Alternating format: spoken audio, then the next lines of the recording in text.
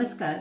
मी सौ दीपाली कुलकर्णी, ज्येष्ठ साहित्यिका डॉक्टर छाया महाजन यांच्या साहित्य छाया ह्या यूट्यूब चॅनलसाठी त्यांचाच एक लघुलेख सादर करतेय, ज्याचं नाव आहे अनुभव. त्याच्याकडे पाहताना तिला काहीच वाटेना. रसहीन चित्रपटासारखं किंवा आटून गेल्यासारखं सुद्धा नाही. मधोमध तो निश्चित पडलेला, आजूबाजूला सगळे.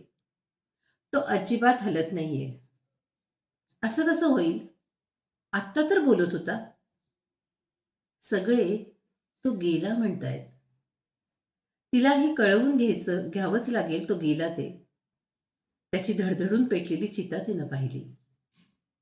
आणि आणि ती एकदम रिकामी झाली. नवल करत राहिली जन्मभर काही मिळवण्याच्या ध्यासाचं, मरणोत्तर नाव मागं ठेवण्याच्या धडपडीचं, वाहत्या प्रवाहावर स्वतः शिक्का उमटवण्याच्या अट्टहासाचं. तिसऱ्या दिवशी राख सावडली. ती राख तिच्यात भिनली. माणसाच्या आयुष्याची अटळ फलश्रुती राख. हे असं नाहीसं होणं, अस्तित्व गमावणं, नच असणं, पुन्हा कधीच कधीच त्या आकृतीबंधात नसणं, पुन्हा नसणं कधीच, पुन्हा कधीही कधीही नसणं, या कल्पनेनं ती हादरली. म्हणजे जिवंत आहे तोपर्यंत नाती सांभाळणं, राग, द्वेष, लोभ, मत्सर काही नकोच. निखळ आनंदच द्यावा आणि घ्यावा. माया राहावी, प्रेम राहावं आणि जिव्हाळा ओला. मग आहे तोवर प्रेमानं राहणं बरं. तिने ठरवलं. बदलली एकदम. प्रेमळ झाली. कुणाचा द्वेष नको, दुष्टावा नको. त्यानंतर तो तिला भेटायला आला.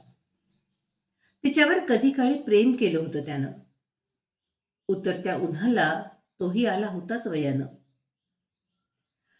तिनं त्याचा हात हाती घेतला मायेनं, माणसाच्या प्रेमानं. सगळं संपतच एक दिवस, तोवर सुखाच्या राहण्याच्या प्रेरणेनं. तर तर तो लवणलाच तिच्यावर. एकदम शहारली ती, ताठरली. त्याच्या चाचपडणाऱ्या हातामुळे घृणेनं भरून गेली. सगळ्यांना सगळ्या प्रेरणा एकदम कुठे होतात?